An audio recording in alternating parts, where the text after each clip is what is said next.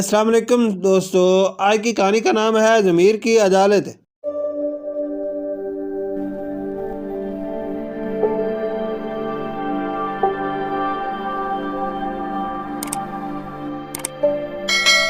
Break کے بعد جو ہی مس سیرج کلاس روم میں داخل ہوئی، دیکھا بہت سی بچیاں عنایا کے ارد گرد کھڑی تھی۔ مس سیرج نے پوچھا، بچوں خیر تو ہے؟ یہ شور و غل کیسا ہے؟ ٹیچر، کسی نے عنایا کے جیومیٹری باکس سے 1000 روپے نکال لیے ہیں۔ یہ 1000 لائی کیوں تھی؟ مس سیرج نے پوچھا۔ ٹیچر، میں نے بازار سے جرسی لینی ہے۔ عنایا نے کہا، چوری کرنا بہت برا فعل ہے۔ مس سیرج نے کہا، اگر چوری پکڑ لی گئی تو وہ تمام عمر چورنی ہی کھلائے گی۔ میں آپ کو ایک واقعہ سناتی ہوں جسے سن کر شاید اس لڑکی پر کچھ اثر ہو اور وہ پیسے واپس کر دے۔ خلیفہ ہارون رشید کا نام تو آپ نے سنا ہی ہوگا۔ ان کا ایک دوست بہت عقلمند، ذہین اور دنیا دار بھی تھا۔ خلیفہ اس سے کئی مسئلہ پر مشاورت بھی کرتا تھا۔ خلیفہ ہارون رشید بہت انصاف پسند تھا کہ اس کے محل میں آنے والا ہر فریادی اس کے حضور پیش کیا جائے۔ دربان اکثر اوقات فریادیوں کو بادشاہ کے سامنے پیش کرتے رہتے تھے اور بادشاہ معمول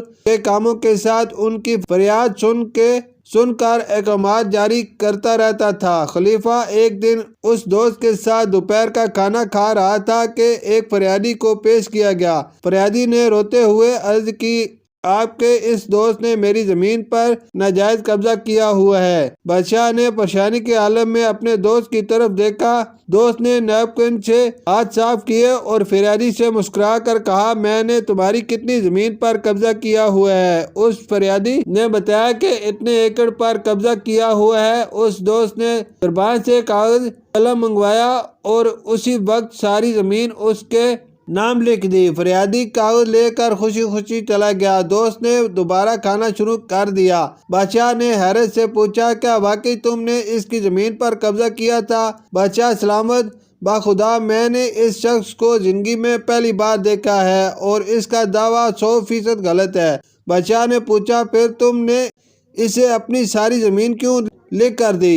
دوست نے مسکرا کر کہا، بادشاہ سلامت، آپ پوری امت مسلمہ کے خلیفہ ہیں۔ دنیا میں اس وقت آپ سے بڑا کوئی نہیں اور مجھے آپ جیسی ہستی کا قرب حاصل ہے جو میرا سب سے بڑا اثاثہ ہے۔ اگر میں زمین کے ایک چھوٹے سے ٹکڑے کے اور یہ اثاثہ کھو دوں تو مجھ سے بڑا بیوقوف کون ہوگا؟ چنانچہ میں نے اپنی ساری زمین اس جھوٹے دعوے دار کو دے کر اپنا عظیم اثاثہ بچا لیا۔ بادشاہ نے مسکرا کر کہا، کیا تجھے مجھ پر اور میرے قاضیوں پر بھروسہ نہیں تھا کہ وہ انصاف دیں گے؟ دوست نے عرض کی، آپ سے بڑا دنیا میں اس وقت انصاف پسند اور کوئی نہیں اور مجھے یقین ہے کہ پہلی پیشی میں فیصلہ میرے حق میں ہو جائے گا، مگر میں نے سوچا کہ دنیا بادشاہ کے دوست کو کٹہرے میں دیکھے گی تو یقیناً مجھ پر ہنسے گی۔ میں رایا کی ہستی کو آپ کی توہین سمجھتا ہوں۔ میں آپ کا دوست اور سچا خیر خواہ ہوں، میری وجہ سے آپ کی بے عزتی نہیں ہونی چاہیے۔ وہ رکا اور بولا، بادشاہ سلامت، آپ یہ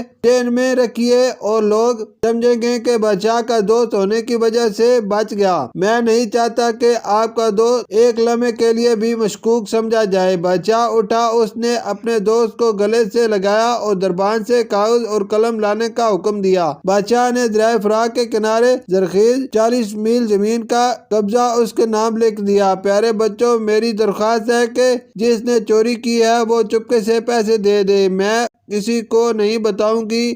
اگر وہ پکڑی گئی تو وہ ساری عمر چور کہلائے گی۔ اگر پکڑی نہ بھی گئی تو جب آئینہ دیکھے گی تو اسے وہ چہرہ چورنی کا نظر آئے گا۔ وہ مجھ پر بھروسہ کر سکتی ہے۔ اگلے دن بریک کے بعد مس سیرج نے 1000 روپیہ عنایا کے حوالے کرتے ہوئے کہا، آئندہ پیسے لے کر نہیں آنا اور شکریہ اس بچی کا جس نے مجھ پر اعتماد کرتے ہوئے پیسے واپس کر دیے۔ پیارے بچوں، اس سے سبق ملتا ہے کہ چوری ہرگز نہیں کرنی چاہیے۔ اگر غلطی ہو جائے تو واپس کرنے میں بڑائی ہے۔ اللہ تعالی ہمیں کامل مسلمان بنائے، آمین۔ شکریہ۔